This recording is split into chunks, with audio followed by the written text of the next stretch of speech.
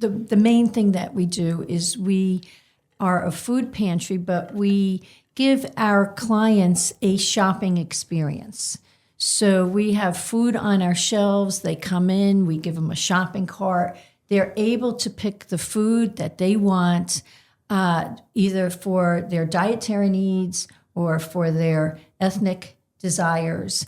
And so that's one of the things. We are open 4 days a week for shopping. Okay. And we are basically serving over 500 shoppers a week. That's amazing.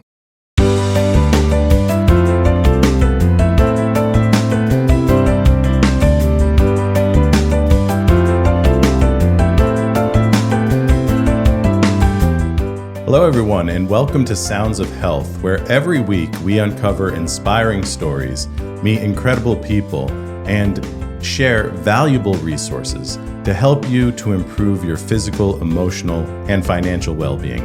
I'm your host, Dave McNiven, and I'm excited to welcome our guest today, Nancy Stockman, the Executive Director of Masters Manna, and their board member and friend of Sounds of Health, Linda Craig. We're so excited to have these ladies on the show to share all of the wonderful things that Masters Manna is doing in our community. And if you are here to listen to them, and why wouldn't you be? They're fantastic. Please take some time and go back to some of our past episodes where we have some really amazing interviews with guests from all types of organizations and with all types of stories. We would appreciate if you like, share, subscribe, and help us to grow our audience with Sounds of Health. Linda and Nancy, welcome to the show. Thank you, Dave. Thank you very much, Dave. I'm so excited to have you guys here. And Linda, for you to be kind of a return guest, but now in a new role. Yes. So why don't you tell us a little bit about what's happened since the last time we talked with you? Well, last time I was here, I had my own company. It was Always Best Care Senior Services, which really helped those seniors who needed help at home. We were a home care company, and we also helped place those patients or those clients in assisted living facilities should they not be able to live on their own. I have since retired and sold my business. So yay, that's what we Congratulations. That's what we all aspire to. Right. Thank you. But, it was very important for me to continue helping people. And so I looked, before I retired, to different venues that I thought would be able to use my expertise and to really be able to give back to the community. And I found Masters Manna, which is probably one of Connecticut's largest food pantries. And we do a whole lot more, which we'll get into. Yeah. And so I have been there for the last few years helping out, and it's been an extremely rewarding experience. That's amazing. So retirement for you is not all about stopping. It's about new experiences. Yeah, absolutely. I mean, we're living longer, and you have to keep doing something, right? Yeah, if you don't use what you have, you lose it. That's so true. Actually, my family says I'm more busy than I was when I was working. I bet. That's awesome. So, I love it. Yeah. I love it. Well, I'm so happy to see you more often now with chamber events and things, because we were missing you for a little while. So I know. I'm glad you're kind of back into the swing of the networking and helping Masters Manna. Yep. Thanks. Yeah, that's awesome. Nancy, why don't you tell us a little bit about your story, where you're from, what you've, kind of what led you to working with Masters Manna and doing what you're doing today? So, Dave, I spent more than 20 years in the insurance industry. And during that time, I spent 3 months as a loaned executive with the Middlesex United Way. And during that time, I helped companies run their campaigns. And I also saw agencies that I didn't know existed. And I realized how much more there was in the world than insurance. Yeah. And the opportunity came after 20 years to make a change. And I switched and I went to work for a municipality running their food pantry. And I loved what I did. It was a grant-funded position. And I got to a point where after 8 years, I said, I want to do more. I love this. I love helping the community, but my grant-funded position is really limiting. And there was an opening at Masters Manna. They were looking for an executive director, and I came down and visited, and I applied for the job, and I've been there for almost 2 years. That's fantastic. And we needed her so badly at the time, which was a sign that we were growing. Mm-hmm. So it's a blessing that we have Nancy there to take over. Well, I love being there, and I love the volunteers. Our board is great. Linda's wonderful to work with. And we have wonderful volunteers. We have great clients. We have great staff. And it really is a community, and it's a community out there to help other people. We are there to help the community. That's awesome. It's funny, your story aligns a lot with what we also do here because, we're in insurance. Nutmeg Insurance Advisors is an independent insurance agency that focuses on helping people with their health care and with their life insurance and Medicare coverage. But in my role as a insurance broker agent, my job is to be out there in the community and talking to people and helping them. So I'm in a lot of people's homes. I'm hearing their stories. I'm learning about their families. I'm seeing what their challenges and needs are. And it's that experience that prompted us to create Sounds of Health, because we were out there networking and meeting so many incredible people and hearing about all these resources and stories that people just aren't aware of. And food insecurity is something that comes up so much in the work that we do. So this is something that's very important to me, especially to highlight and get the word out about. Well, when you think about food insecurity, I think a lot of people just think about people being hungry and not having food on their dinner table. Right. But you take it a step further and you realize when you're food insecure, you're stressed. You're making decisions. Do you pay your rent? Do you get your medicines? Or do you buy food? Yeah. So it really trickles down and impacts so much of your life. Yeah, it's so true. And it's something I think many of us just don't think about in our everyday life. So it's important to learn about the fact that this is still happening out there and there are people that are in need and need support. So it's nice to see that there's organizations like this one. And, food insecurity shouldn't happen. Yeah. It should not happen in the state of Connecticut. But we have so many great resources that we collaborate with to make things better for others. Yeah. That's great. Well, I'm really excited to learn more about the work that you're doing. Before we get there, what was the path that led you into this type of work? So you said you were in insurance before you went to Master's Manna, but what did you hope to do? Like, what did you go to school for? I went to school for business. Okay. And I, ended up in an insurance company for 20 years. Yeah, right. Which was great. But then when I did this loaned executive program, I saw so many rewarding things out there and so many areas of need. Yeah. Well, that's great. It's nice that you were able to kind of pivot your career to match, what was important to you in your life. I was very blessed. Yeah.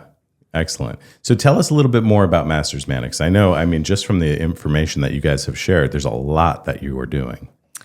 So Master's Manna is an organization. We're coming up to our 20th year anniversary next year that we've been in existence. And we do a number of things. Okay, so the main thing that we do is we are a food pantry, but we give our clients a shopping experience. So we have food on our shelves. They come in, we give them a shopping cart. They're able to pick the food that they want, either for their dietary needs or for their ethnic desires.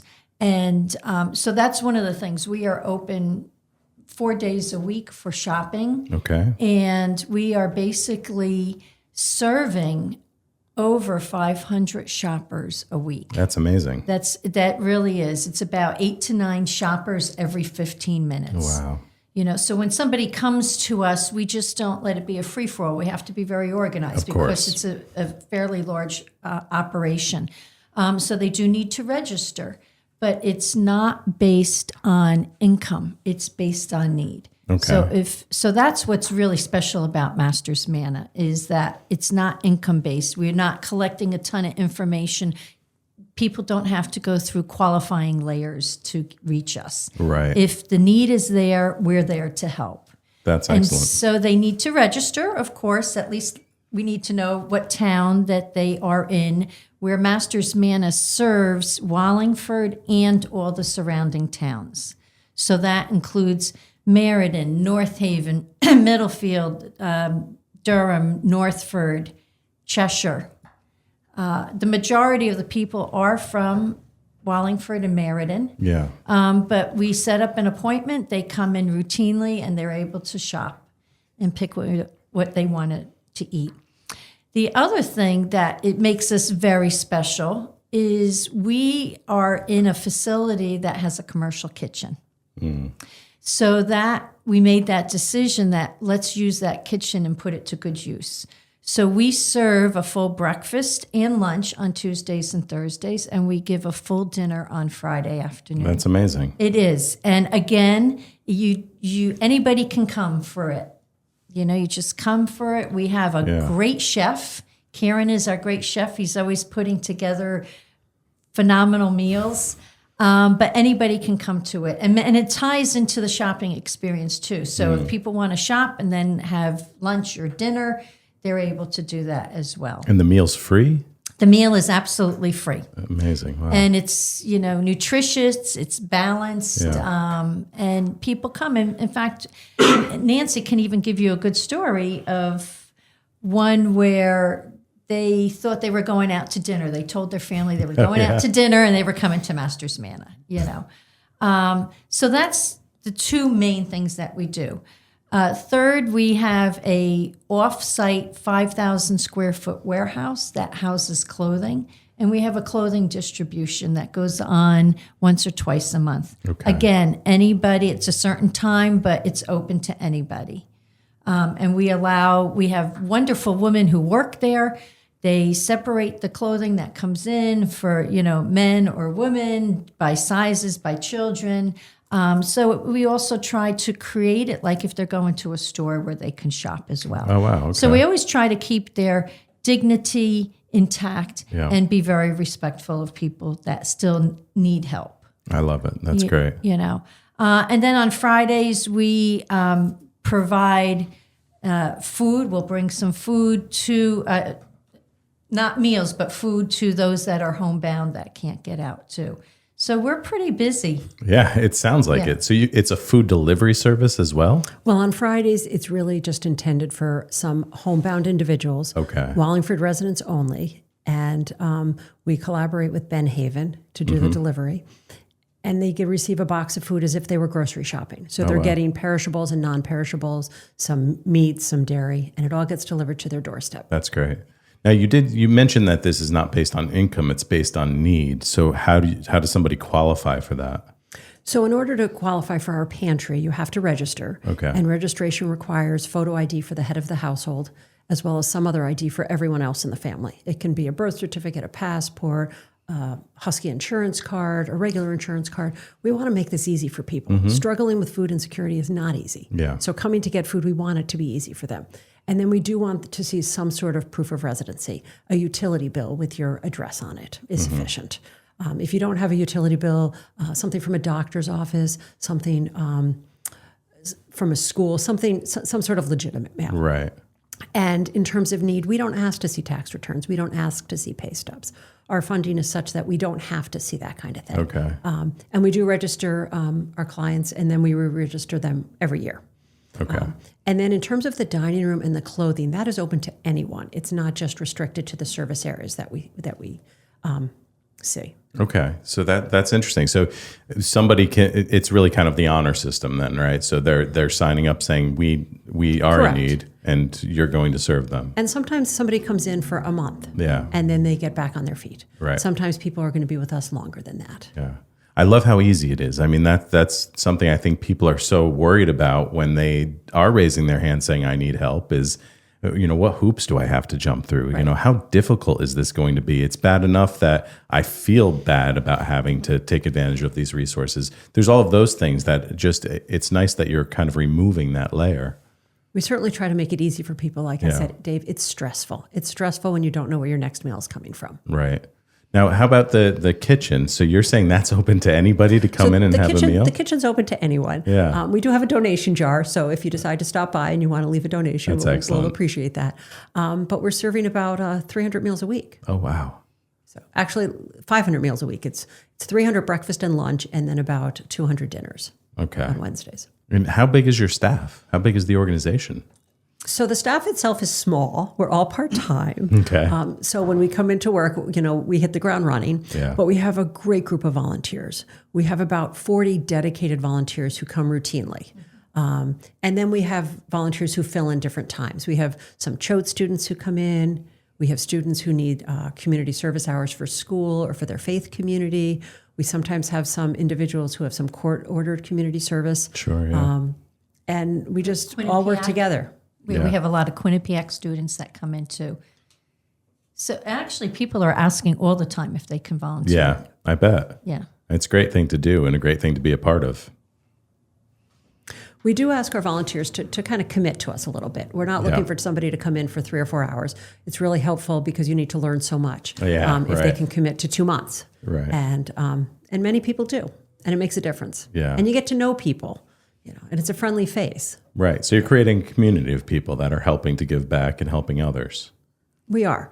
And what's nice is some of our clients want to volunteer. Yeah, that's great. Which is great. Yeah, that's awesome. Now, where does all of the food come from? Where are you getting the food and the resources you need to run these things? I'll talk about the food side of things, and then I'll hand the financial side over to Linda. Okay, perfect. So one of my staff members is a part-time driver, and he has a route, and he picks up at different grocery stores. And he's picking up produce and meats and dairy items that are getting close to the end of their shelf life. Yeah. They're still healthy to use. They're still safe to use. He's also picking up non-perishables that grocery stores no longer want, either items that didn't sell or just things that have been discontinued. So we get lots of food there. Connecticut Food Share is a huge partner of ours. Every Wednesday we get a delivery. We get an order for the kitchen and we get an order from the pantry.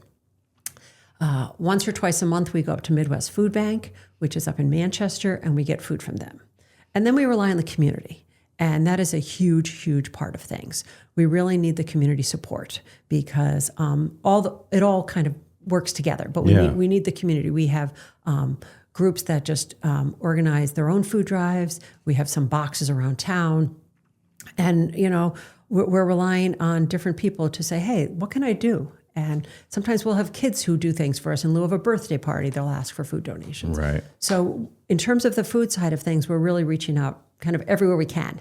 Okay. Yeah. And how do people know what to give? Do you have any resources on that? Well, they can reach out. Yeah. I love it when people call me and say, I want to do a food drive. What do you need? Because our needs change. But, non-perishables are, we always need protein things like peanut butter and tuna, shelf-stable milk, cold cereal. Actually, I'm going to throw one at you. And I didn't mention the enemy. What non-perishable do you think we go through most quickly? Oh, that's an interesting one. You put me on the spot with that. I sure did. A non-perishable that you go through most quickly. Gosh, I don't even know. It kind of goes along with wellness. Okay. Would it be something that like a formula or something like that? Why don't I tell you the answer? Yeah, please do. Because otherwise I'm going to be here all day. Canned fruit. Canned fruit. Canned fruit. Okay. And I think the reason for it is because so many people, when they think of food pantries, they think of soups.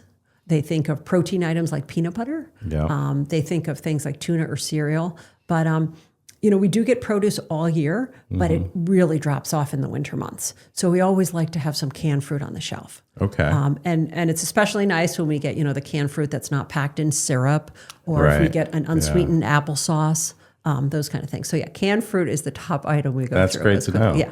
That's awesome. Yeah.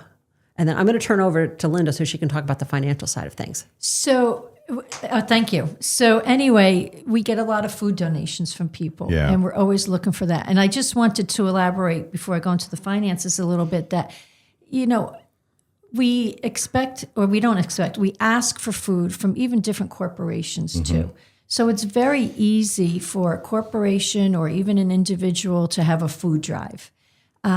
Through our chamber efforts, we had one chamber member do a peanut butter food drive, and they had their whole staff bring in peanut butter. Oh, wow. And it was a few hundred pounds of peanut butter that they brought in. We weigh all the food that comes in so that we know what we're dealing with. Yeah. We had another one, when I had my own business, we did a cereal food drive, which is very important. We had 70 pounds of cereal coming in at the time, and I thought that was great, Yeah, it is. But so we definitely look for the community to help. You can have a chamber, do a food drive with all the people that participate, or just a corporation or any type, even small business owners can do any type of food drive would definitely help us out. And like you say, if you let Nancy know, she'll tell you what's in the need at the time. Yeah. Like she mentioned, the fruit. But we will be grateful for whatever we get. Yeah. So that's one way that you mentioned. How do we operate? One is through donations. The other is through the financial picture. So a lot of our donors also give financially. Mm-hmm. And if I can break it down for you, if it's an individual and they give $25 a month, that's less than usually your electric bill, right? Much less these days, right? So what I'm trying to say, it's a very small amount. Yeah. That comes to like $325 a year, which I would think most people can afford. Yeah. So if you can look at it in that vein, that's okay. Right. If you look at it from a corporate standing, if you can give $100 a month, it's only $1,200 a year. Mm-hmm. And again, from a corporate perspective, that's very doable too. Mm-hmm. So if people can just give if a lot of people gave a little, Mm-hmm. we would be sitting very well. And it's very important because we also have to, the food that comes in through financial means, through money. Yeah. I should say the money that comes in is used for many times buying food. So sometimes we don't have enough that came in from the community that we have to go out and buy the food ourselves. Okay. So we're doing that. We're paying, like any other place of operation. We have rent, we have electric, we have taxes, right. all this different kind of things that we have to pay for at the same time. Yeah. So we have to take care of that in order to be open and operate. And then in turn, we buy the food that we need to supplement what's on our shelves as well. Right. So I ask everybody, to reach into your heart and see if they can help with regards to that. Like I said, $25 is really not that much. And we usually look at shopping for a week. The carts, it's like $10 that we're giving out. So if you give us $25, that's really like helping 2.5 people with food for the week. That's great. Yeah. If you put it in perspective that way. Yeah. Yeah. You're making a big difference. A very, very big Right. difference. And we would like to be, if you look at us as a corporation, we would love it if we weren't in existence. Yeah.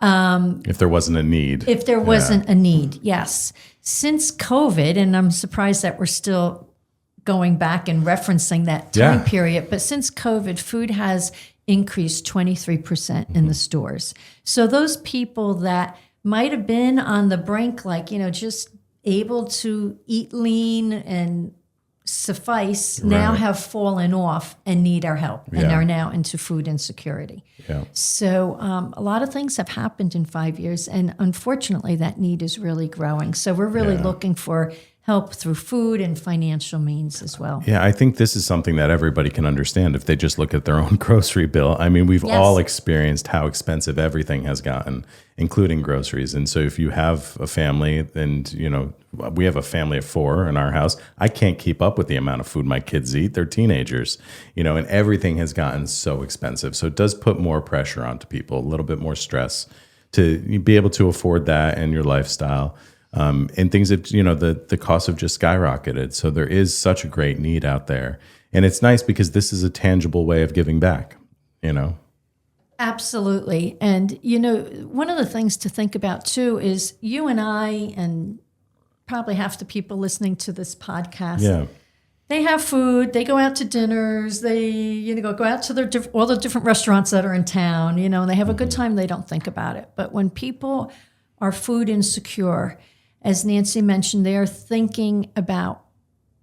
not even thinking about working and being a citizen to give back to the community. They're thinking about, where am I going to get my next meal from so that I can stay alive? Right. And as you know, if you can't find that meal and you start suffering internally, then it invites a whole host of medical problems as well. And when you have those medical problems that start up, it results in poor hygiene, right, as well. Then you're in the hospitals. Then you're in the emergency department. Then you're costing the state money to take care of you. Yeah. So, we would like to look at what we're doing as giving people a hands up so that we can help them with the food that they have to help them get back on their feet again. It's so important because it is a chain reaction. If something kind of in that chain of healthy living goes wrong, it starts to affect everything else. And food especially, and nutrition. It's so important for people to at least have what they need to live on, but then to function at an optimal level, you need the healthy options as well. I just want to add something about the healthy options. Something that we've recently added to our pantry is a program called SWAP, and it stands for Supporting Wellness at Pantries. So that's something that we're doing, and we're trying to highlight the healthier food options for our shoppers. That's great. It's something that Connecticut Food Share encourages. So for the produce items, those would be a green item, meaning eat frequently, and then we have red items and yellow items as well. Oh, that's great. We do try to encourage healthy eating. Yeah. It's hard, but we've seen that we get lots of donated bakery items and things like that. Right. But when we have to, we do go out and buy food, and we do go out and buy healthy food. That's great. So you're also trying to educate people on the importance of healthy eating. Yes. That's an important part as well. I'd love to share a few statistics Yeah, from please do. 2024. So during the year of 2024, we had over 20,600 individual food pantry visits. Our shoppers are really lucky that they're able to come every week. Not all of them do, but a lot of them do need us every week. Yeah. And in terms of our dining room, we served 19,064 meals. And that's really remarkable because our chef is kind of like working on that television show Chopped. We hand him random ingredients and say, what are you going to make? Really? And, yes. And That's he pulls great. it off, and he pulls it off really well. He's also a part-time staff member, and he has volunteers who work with him. One volunteer loves to make soups and sauces, so often there'll be a really tasty soup. Another volunteer loves to make dessert. So on Wednesday nights, there might be an especially special dessert. That's fantastic. And he has a lot of other volunteers who just do chopping and making pancakes and things like that. And then the other leg of us, as Linda mentioned, was clothing. Right. And we do the clothing distribution once or twice a month. And last year, almost 15,000 pounds of clothing Oh, wow. were distributed to people who needed clothing. That's amazing. And in terms of volunteers, we almost had 20,000 volunteer hours last year. Wow. So it takes a village. For a small organization, you're doing a heck of a lot. We're doing a lot because we have amazing. a lot of people in the community willing to help us do it. Yeah, which is so important. The clothing side of things, how are you bringing the donations in? So we actually have a bin over at 340 Quinnipiac Street, which is where our clothing place is located. Okay. It's a white bin with our Masters Manna logo on it, and people can just drop bags of clothing in there. And then we have some students who work with us a couple times a week, and they bring them into the building up to the second floor where the volunteers are sorting them. Okay. Yeah. And this is a place you said that people can go and shop through? They can find what they need? Or Well, we do an actual distribution once or twice a month. Okay. Yes, it's not open all the time. Yep. It's based on volunteer availability for the event, as well as do we have enough inventory for the 50 to 80 shoppers who are going to come for the given distribution Right. hour. Are there times of the year when you're looking for specific items? We prefer in-season items. So right now the weather's getting cooler. Now would be a great time to get some sweaters and some jackets. Now would not be a great time to be getting flip-flops and tank tops. Right, of course. Yeah. Those will just be stored somewhere. Exactly. Right. That's great. Well, I think it's amazing all of the work that you're doing and so much of the things that you're accomplishing in the community. So thank you for that. Thank you for the work that you're doing. Are there any events or things that are coming up that people should be aware of? Well, I will tell you, we've had a really busy month. Yeah? Okay. In the month of September, we had the NBC Telemundo Food Drive, which was at both the Wallingford and North Haven Stop and Shops. And that started at 8 a.m. and it went past 6 p.m. And we got lots of food and financial donations. The week after that, we had Unity and Faith, which is the faith communities coming together in Wallingford and providing food to us. And They provided us with 5,000 pounds of food. Oh, wow. Yes, That's awesome. that was much more than we've gotten in other years from them. So that was very exciting. Yeah. Last Saturday, we went out on a limb and tried something totally different. And we had a tag sale. Okay. And we raised more money than we thought. And we got some food donations in as well. So that was kind of exciting for us. Yeah. And we're really gearing up for Thanksgiving, which is a big distribution for us because we provide to our shoppers everything they need for their meal. Oh, that's a great. frozen turkey, stuffing, cranberry, fresh vegetables. What else am I missing for the Thanksgiving dinner? Dessert. The whole Thanksgiving dinner is provided to them for about 500 people. Okay. And then we also have the Boy Scout food drive, which always takes place in the fall. Okay. So those little yellow bags that they leave on your mailboxes, please fill them up. Yeah. That'll be sometime in November. I'm still waiting to get that date firmed up. Okay. Great. But Linda just mentioned the Thanksgiving number of last year. It was 500 households last year. We've seen a big increase in the number of shoppers we've had since the start of 2025. Yeah. So we're hoping to have enough turkeys and fixings for 600 households this year. Oh, wow. That's really amazing. So that's a 20% increase. Yeah. Yeah. Yeah, that's amazing. So. Great. Well, thank you so much for taking the time to be on the show today and to tell people all about the work that you're doing with Masters Manna. We'll be sure to highlight it in all of our channels and get the word out about it. So please keep in touch and let us know if there's anything that we can do to help. Thank you, Dave. Yeah, absolutely. Yeah, thank you very, very much for allowing us to be here and talk with you. Of course. No, this has been such a great conversation. Now, to end the show, we always ask our guests to leave our audience with a health hack. I know I mentioned this to you at the beginning, so maybe you've had some time to think about it. So this is something that you do in your life that helps you to improve your physical, emotional, or financial well-being. I'm going to say that I drink a lot of water. Okay. I also, too, open up my day with a big glass of water, and then I'm off to yoga to stretch and to meditate and to start my body going. And I always believe we don't know what the next day holds. So my mantra is to do something good to somebody in some way every day. Oh, I like that. That's great. I want to throw one more thing out there because when you do something nice for someone else, it makes you feel good. Yeah. So when we think about wellness and trying to make yourself feel good, you know, if you're doing a food drive or holding the door for someone or volunteering your time, it'll make you feel good. It does make you feel good. Yeah. Yeah, you put a smile on somebody else's face, it comes right back to you. It sure does. Absolutely. It makes the world a great place to be in. Yes, it definitely does. Well, thank you both again for all that you're doing out there in the community. It's been such a pleasure talking to you, and hopefully we'll keep in touch and have you on the show again sometime. Thank you, Dave. Yeah, thank you very much, Dave. Thank you. And thank all of you for listening to Sounds of Health. That's a wrap on another episode brought to you by Nutmeg Insurance Advisors and recorded at the offices of Nutmeg Advisory Group in North Haven, Connecticut. I'm your host, Dave McNiven. Thank you to our producer, Jason Carubia, and for the amazing music by Rob Hames. Every week, we bring you stories that inspire, empower, and help you to upgrade your health and life. If you enjoy the show, please be sure to like, share, subscribe, and leave us a review. We love hearing from our listeners, and we hope that you will continue as an important part of our wellness community. Thanks again for listening. We'll see you next time.